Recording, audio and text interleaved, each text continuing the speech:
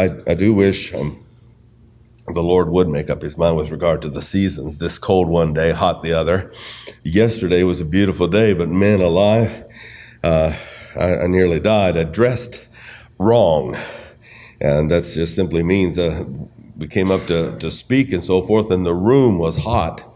And it was just, that was the only miserable part of it. It's just we're too warm.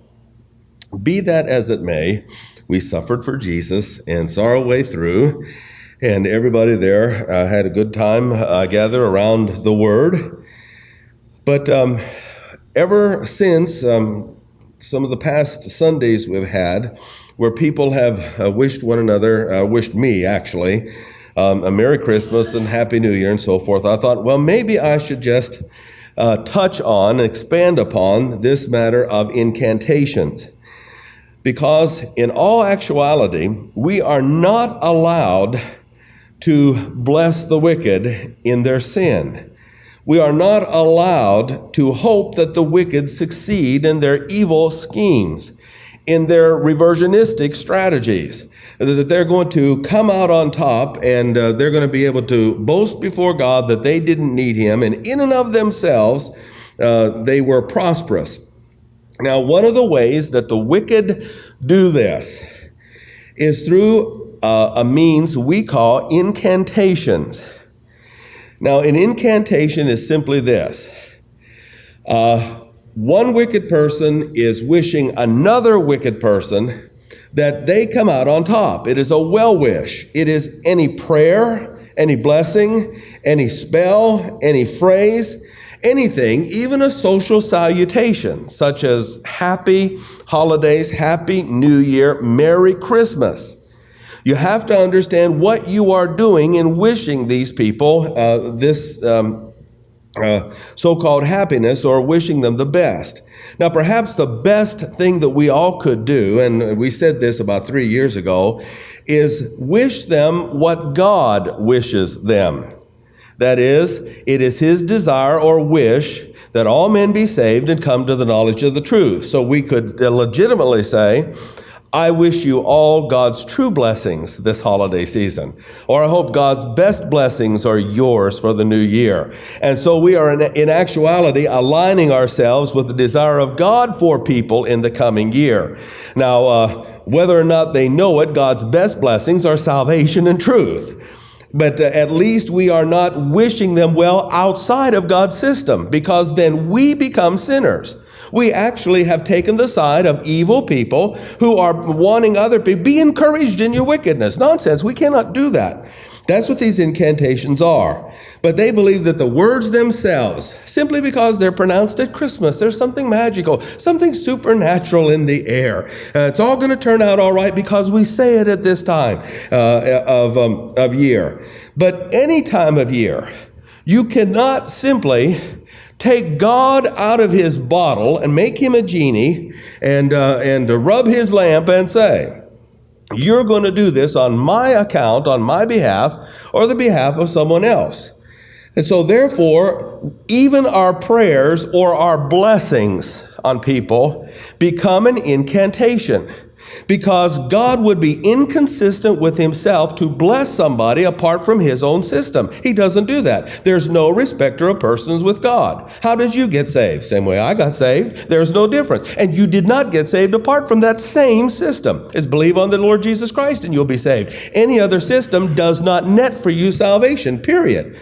So God will never be inconsistent. He is always just in the giving of his blessings to others, and they must meet his demands in order for them to get his blessings. Now, incantations, people believe, can create that which is requested or grant a wish. Brian Mabry told me of 3 guys that were on an island in the middle of the ocean after a shipwreck. And one of the guys was from one of the states south of here, and we'll not mention it because I don't want to get in any trouble. But a bottle came up to the island, and they rubbed it, and a genie came out. And he said, I'll grant you each one a wish.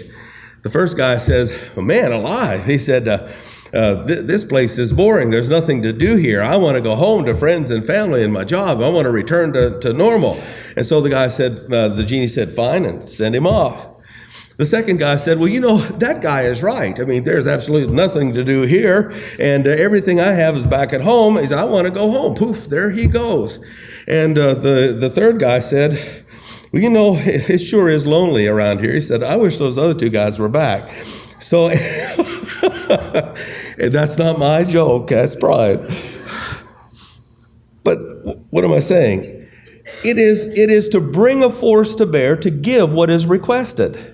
But God is not in that kind of business. Yes, He is going to give rain to the just and the unjust. He's going to give fruitful seasons. But that is in the overall concept of the angelic conflict. He's got to keep people alive in order to have them win the angelic conflict.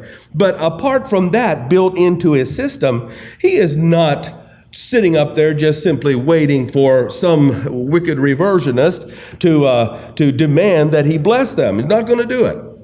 Secondly, they believe that incantations can control history or circumstances or people to give them what they want, whether it's love, attention, or what have you. Just simply to mention the magical incantation and that thing that you want, that person that you want is going to be yours. Can't do that.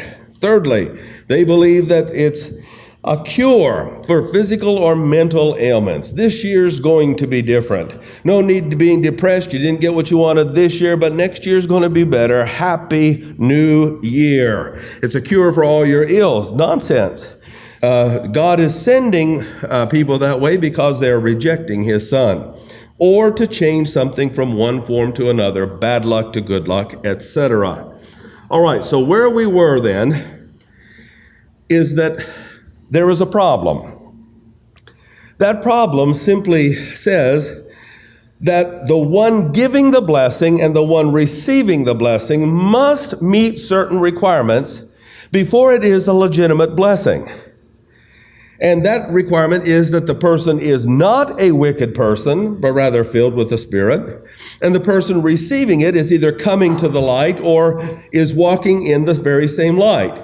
You see, generally speaking, we can hope here and desire here for us. We generally know that we're saved and we're concerned about doctrine and want to walk in the light, even though that's not always the case for all of us. But still, generally, we know. So there can be a desire to see God pour out His blessings upon you. However, if the person is wicked, and that's what it says in verse number 3, for the wicked, Rasha, the one in the wrong. You see, it doesn't matter how beautiful, how handsome, how successful, how elegant, how charming, how much money, whatever a person has. If they are rejecting Christ, they're still wicked. And for some reason, we just can't seem to get that through our heads. We think that wicked people are only abusers and druggies and murderers. Yes, they are wicked. But a wicked person is the person in your family who's a Christ rejecter. What all else they've got, he still is wicked. And he wants the best of life apart from God. And we have got to realize that, or we're going to be bouncing around all of our lives trying to bless the wicked in the wrong way. So what does he boast of? He boasts of his heart desire. What is his heart's desire? His heart's desire is, as we saw, to live apart from God successfully. And James says, all such rejoicing in that boast.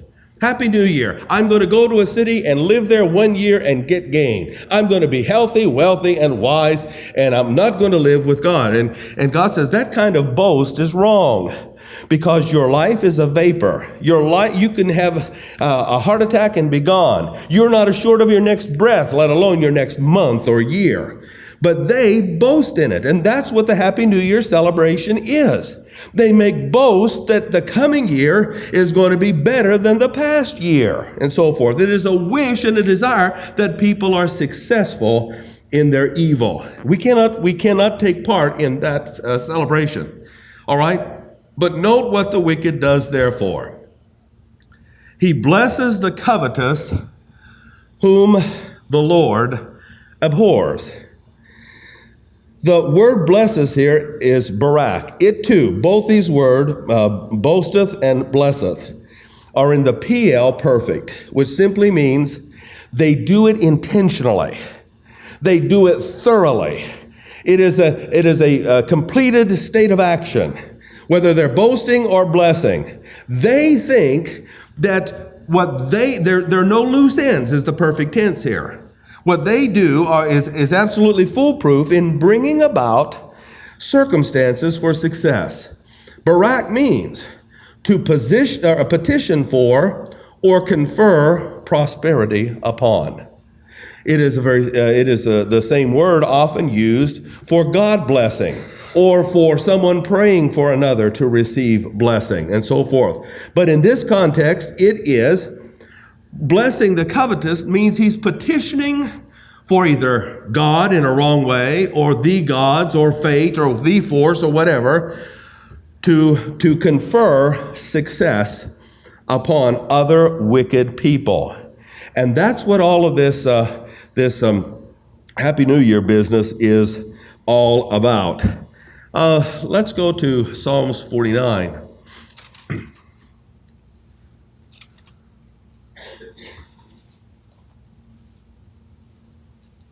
Psalms 49. And verse number 6. Talking about wicked people. They that trust in their wealth boast themselves in the multitude of their riches. None of them can by any means redeem his brother, nor give to God a ransom for their soul. The redemption of their soul is precious, and it ceaseth forever. In other words, their particular kind of redemption cannot purchase everlasting life, but God's kind can. That he should still live forever and not see corruption. See, that's the point. The one is saying, I'm going to continue to live on and on and on. Next year is going to be better than this past year, on, and I'm not going to die. It's as though they're going to just simply wish it into existence, that they'll never meet their maker and be called into account. Because I'm healthy and I'm wealthy. And if I'm unhealthy, I'll just buy my health through the money I've got. For he seeth that wise men die. Likewise, the fool and the brutish person perish and leave their wealth to others. Their inward thought is that their houses shall continue forever, their dwelling places to all generations. They call their lands after their own names. You know, we always designate a park or a building or something after a man as though that were a great honor. And in some cases, yes, it is. But, in about another 50 years, they're going to tear the building down. Then what are they going to do? Or give the park up for mining or what have you. And they're going to have to rename it. Nevertheless, man being in honor abideth not. Doesn't matter how much he has or who he is. He's like the beasts that perish. This is their way and their folly, yet their posterity approve their sayings. Think of that. Now that just simply means that they give birth to sons, and the father wishes the son Happy New Year. And the son says, yeah, well, that's great. And I'm going to tell that very same thing to my son. And it's as though they were going to live forever, and it does not dawn them. But next year, Dad is not going to be here. Next year, I may not be here. The following year, my son may not be here because we die.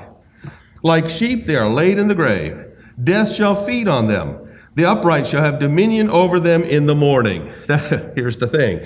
Despite their well-wishing, and that's their posterity approves of their sayings, the well-wishing.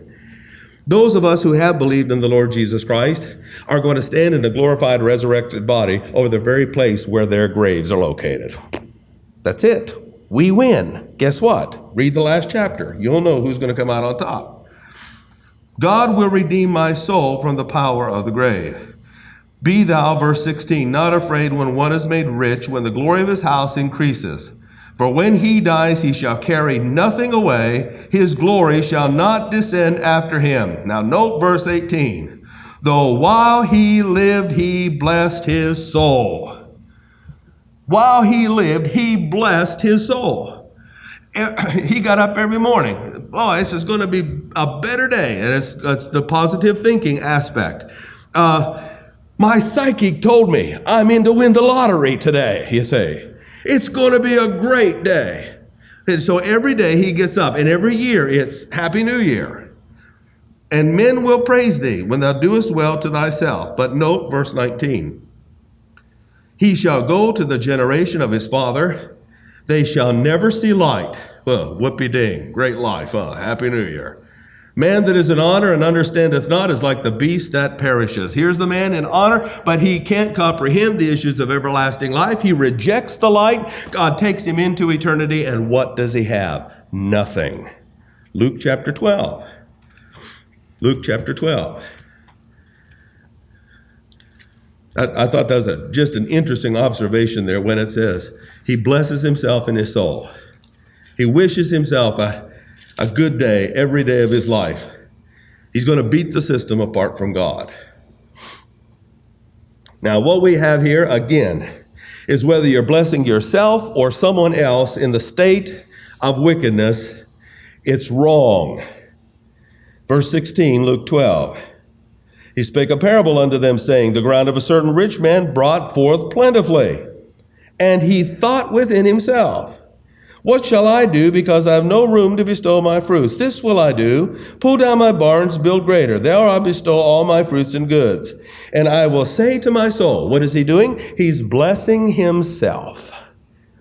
Ah, man, isn't life good?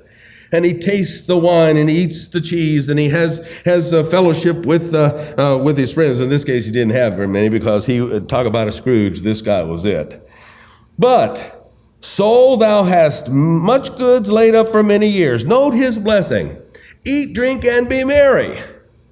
That is, I'm going to have happiness because I've got money in the bank, I've got health, and all I have to do is just sit back and take it easy, eat and drink, and be happy in this. Now note what it says. But God said unto him, thou fool, this night thy soul shall be required of thee. Guess what? You didn't manipulate me, says God. You blessed yourself. You called upon every other force but me to help you, and I don't work that way. Guess what? You're not going to enjoy anything, because tonight your soul is required of thee. You blessed your own soul and thought you'd beat the system. Now your soul is checking out of this world. Then who shall those things be which thou hast provided? So is he that layeth up treasure for himself and is not rich toward God. That's the whole point. Riches toward God are having his salvation and his mind brought to bear on our lives. Anything other than that is one wicked person boasting that he's going to be here, or that they all are going to be here next year, Happy New Year, and blessing someone else who is covetous. Now we're going to comment on that here. I'm going to come down here to this perpetuated post-fall Edenic model. Okay, let's turn back to the book of Psalms, chapter 10.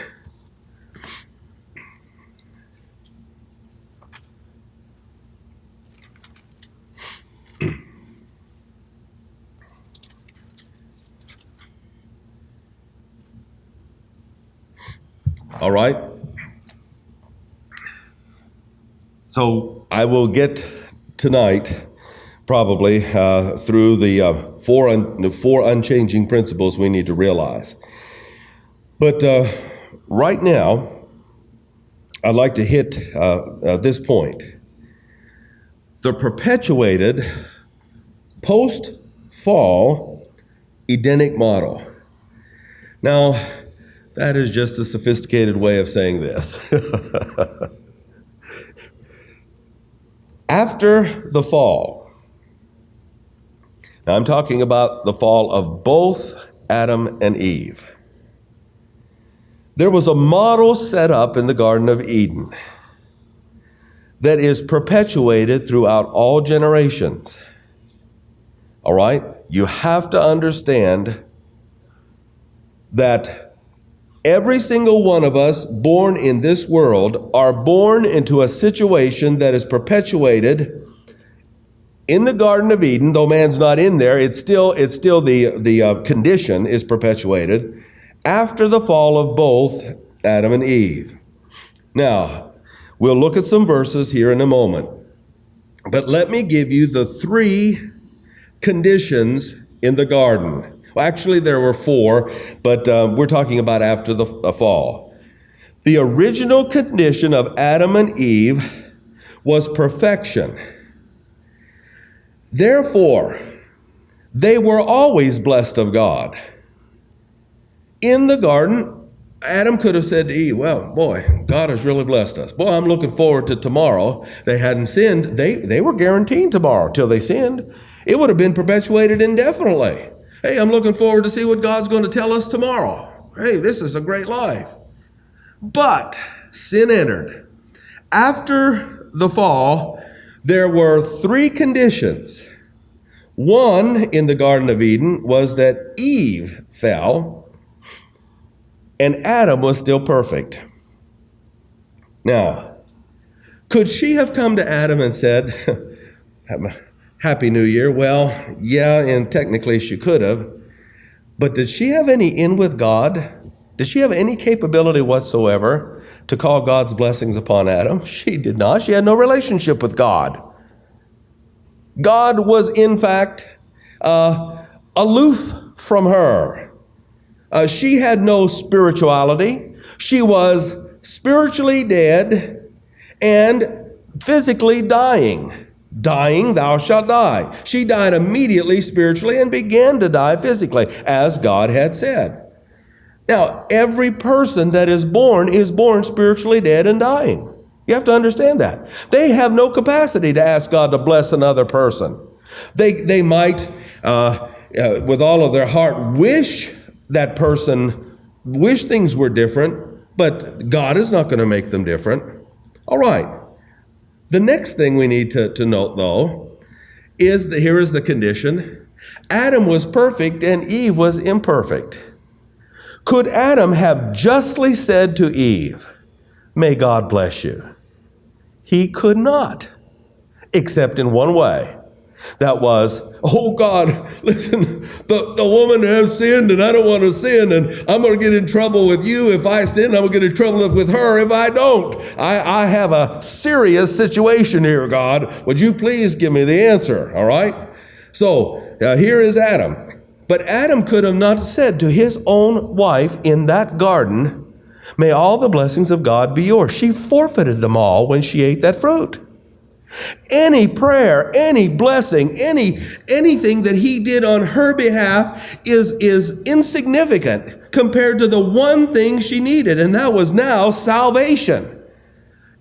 Adam could have said whatever, and it would not have meant that God would bless Eve. It could not. He could not be just and do so. It's an impossibility.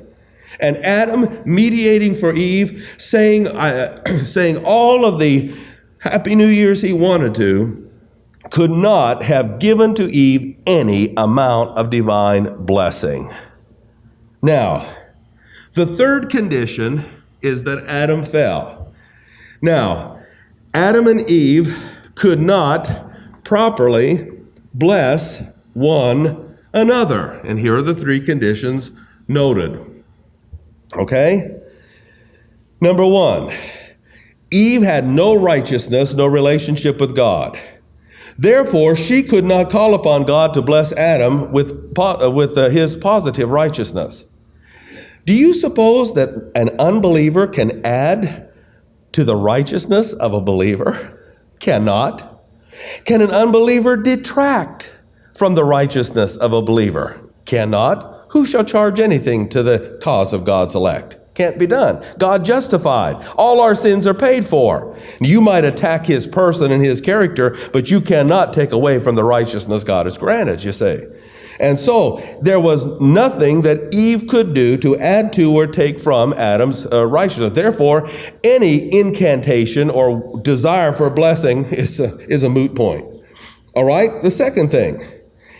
Adam in his righteousness could not have asked God to bless Eve in her unrighteousness except in one area. Send her light, God.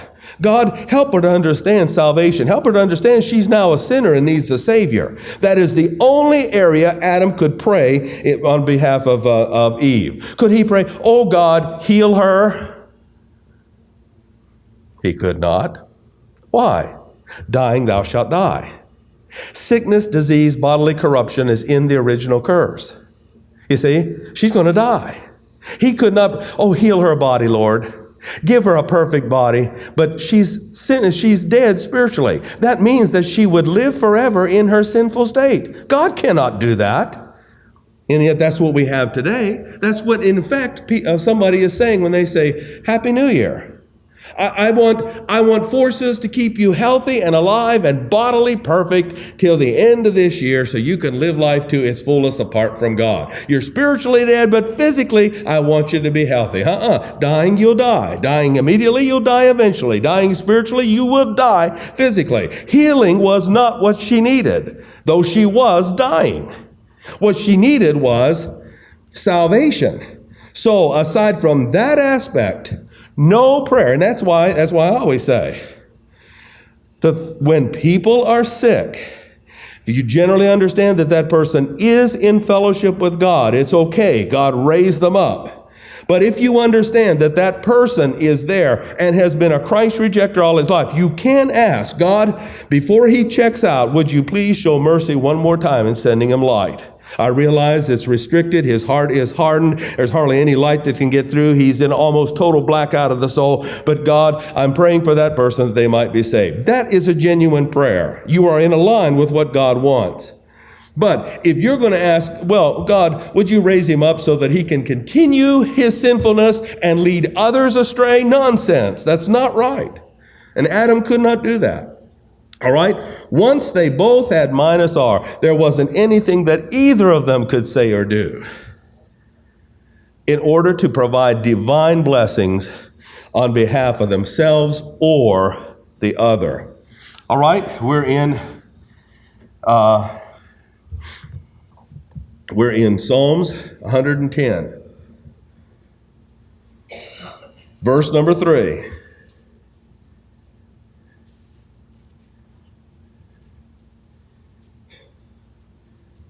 For the wicked boasts of his heart's, it was Psalms 10 rather, excuse me. I said 110. God, I'm in fellowship. God, would you heal my brain at this moment, please? Okay. You have to understand, I had about 6 hours of service yesterday and 2 hours driving time. So it's just a little excuse. Verse 3, Psalms 10. For the wicked boasts his heart's desire and blesses the covetous whom the Lord abhors. You see, here we are in the Garden of Eden, and God abhors now Eve in her condition. She believed the lie, she worshiped Satan, she declared herself to be a god, and she gave the fruit to Adam in an incantation, an attempt to get her to see things the way she does. She's a cosmic evangelist. But all that they're doing is that you don't need to pray to the true God to get things worked out for you. You can do it. You're a god in yourself. Hey. The wicked, through the pride of his countenance, will not seek after God. God is not in all his thoughts. When they knew God, they glorified him not as God, became vain in their imaginations. They changed the glory of the incorruptible God to an image made like to corruptible man. His ways are always grievous. There you go. God is angry with the wicked. How many days? Every day, it says. We'll see that verse in just a little bit. So you stand at the beginning of a new year, and God says, I'm mad at these yahoos because of what they're doing. And you're going to stand here and say, God bless you and Happy New Year. When the ways of the wicked are hard, their ways are always grievous. You don't wish them a good time. You don't wish them success in their evil. Now, you're not out to personally attack them or hope, that they get theirs right at that instant. That's not it. You hope they get saved. So therefore, you keep that in mind as you're praying.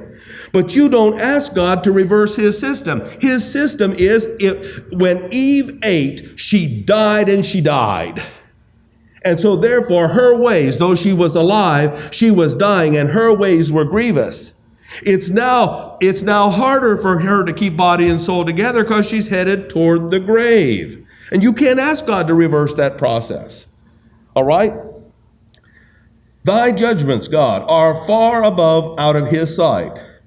As for all his enemies, he puffs at them. He has said in his heart, I shall not be moved, for I shall never be in adversity. I'm going to live in next year, go to a city and live and get gain. And things are going to work out for me. I'm not going to have any trouble. I'm a positive thinker. The force is with me. But his mouth is full of cursing, deceit, and fraud. Under his tongue is mischief and vanity. And that's what all of these incantations are. Mischief is that they're going to keep a person in their sin, or things are going to work out for them.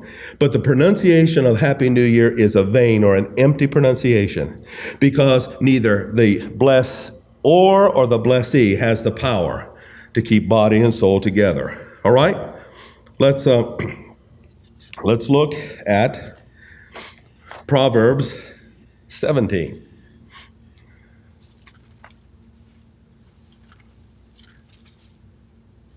Proverbs 17 and verse number 15.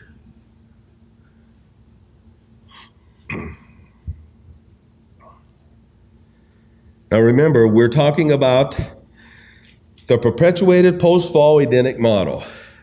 We now live in the era where both Adam and Eve have fallen, and their state is perpetuated throughout human history. The only way that state has changed is for when individuals believe on Jesus Christ and are walking in his will, and Christ begins to revolve history, make things in history come out on the high side or best side of history for them.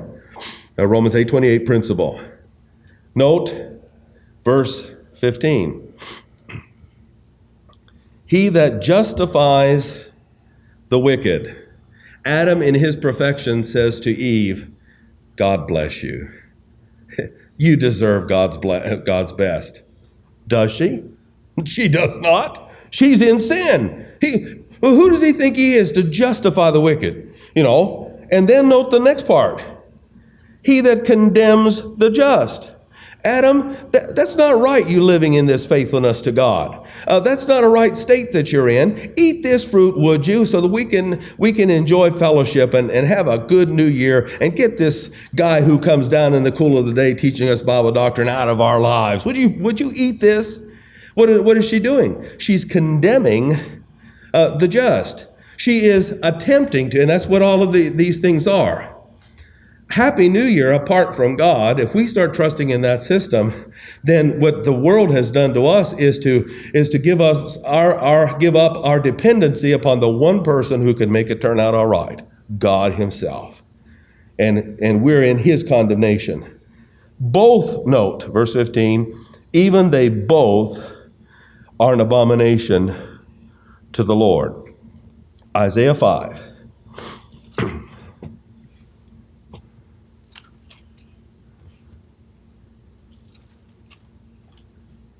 Isaiah chapter 5.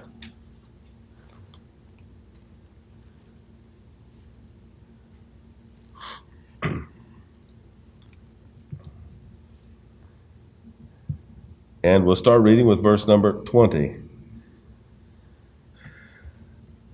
This is why we must be wise in our replies to those who wish us well. I hope, and we do hope, or I pray, we do pray, that God's best blessings will be yours this year. That perhaps is a good salutation, a good greeting or well wish. Apart from that, we enter into sin ourselves. Why? Verse 20. Woe to them that call evil good and good evil. You see? Oh yeah, you deserve it. No, they don't. They're rejecting Christ, and Christ and God is beginning to bring them into eternity. He's going to judge them in their sin according to the original curse of the tree of the knowledge of good and evil. that put darkness for light and light for darkness, bitter for sweet and sweet for bitter. And that's what these incantations are. Woe unto them that are wise in their own eyes and prudent in their own sight. I don't need God, but I'll come out ahead. Verse number 23, which justify the wicked for reward. I'll tell you Happy New Year if you'll tell me Happy New Year. I'll be your friend and support you apart from God if you'll be my friend and support me apart from God. But they take away the righteousness of the righteous from him. You that trust in God to see things through, they say. You don't need God. You're strong in and of yourself. Now, as we close this, we'll get into this tonight.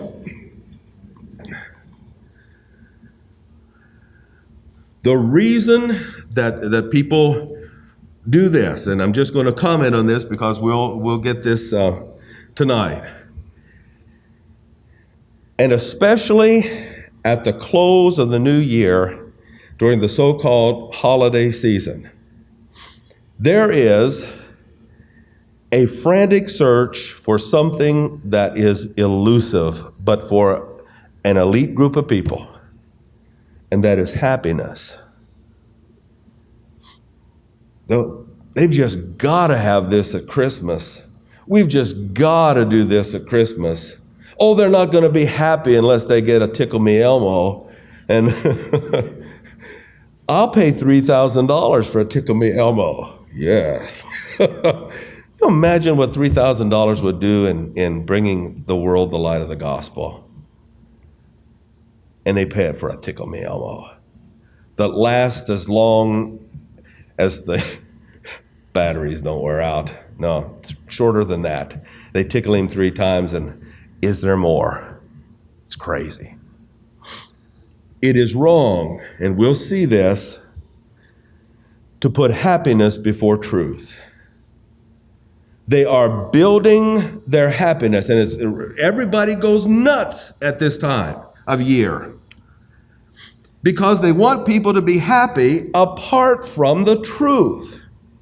The problem with that is that after Christmas, what do? After you open all of your presents, what do you see in kids? A letdown. Is that all there is? Every emotional peak has its valley. Well, boy, we built up to this, but it didn't come through for me. So what happened? Well, so we've got to do something else real quick to make us happy, to forget about this and go on to the next emotional peak. If happiness is put before truth, it is elusive, and you'll always be frantically searching for it. But if truth is placed before happiness, then you'll get it. Why? Because true happiness is a byproduct of truth, and we'll see that tonight. Pseudo-happiness does not produce truth or true happiness. Truth, however, does produce true happiness. So what should you focus on in the coming year? What should be our focus at Christmas time? The truth. Because it's only knowing the truth that produces a state of happiness. Happiness is not an end in itself. It is a byproduct of the truth.